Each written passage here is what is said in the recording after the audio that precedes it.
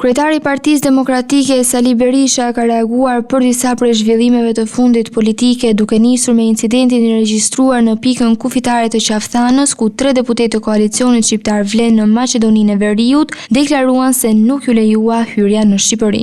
Berisha cilësoi ngjarjen si një akt të rënd politik dhe diplomatik, duke akuzuar qeverinë shqiptare se ka cënuar marrëdhëniet me përfaqësuesit politik shqiptar në Maqedoninë e Veriut. Dje me urdhër të Edi Rams nuk u lejuan të hynë në territorin e Shqipërisë në kundërshtim dhe shkelje flagrante të marrëveshjeve ndërshtetërore me Maqedoninë e Veriut dhe konventat ndërkombëtare.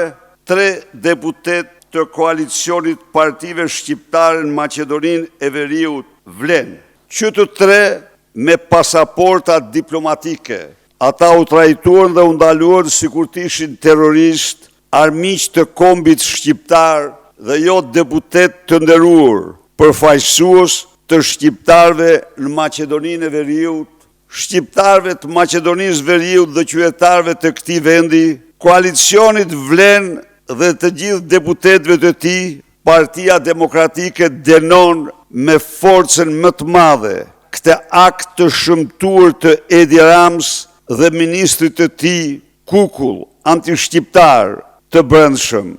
Lidhur me deklaratat e kryeministrit Edi Rama se Shqipëria do të presë samitin e ardhshëm të NATO-s, Berisha shprehu skepticizëm, duke thënë se nga përfundimet e takimit të aleancës nuk ka dëgjuar një konfirmim të qartë për zhvillimin e samitit në Tiranë. Ju e pat vetë në samit, e pat besoj apo jo. Aty ishte njeriu më i vetmuar, sharlatani më i damkosur, hokatari më i shpifur, që mendoj se me atletet e bardha, s'po përdor shprehjet që i meriton në këtë rast, do mund të tërhiqte vëmendje dhe tërhoqi vetëm për çmim. E vërteta është që në samitin e mëparshëm për 2027 ishte caktuar Tirana. Kjo e njohur. Por ka mbi 2 muaj që qarkullojnë zëra të ndryshëm. Unë nuk mund të komentoj. As se zhvillohet, as se nuk zhvillohet. Në konferencën për mediat, Kreu Demokratik kritikoi edhe vendimin e qeverisë për të përdorur 4 milion euro nga fondi rezerv për organizimin e koncertit të Kanye West.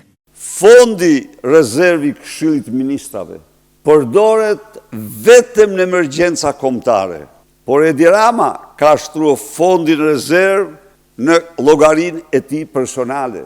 Nuk kam asgjë kundër koncertit të tij. Nuk pranoj kurrë që ai të bëhet me paratë e takspaguesve shqiptar. Deklaratat e Berishës vijnë në një kohë kur opozita ka intensifikuar kritikat ndaj qeverisë për vendimarrjet e fundit, ndërsa mazhoranca ka mbrojtur qëndrimet e saj duke argumentuar se vendimet janë në interes të vendit dhe ekonomisë.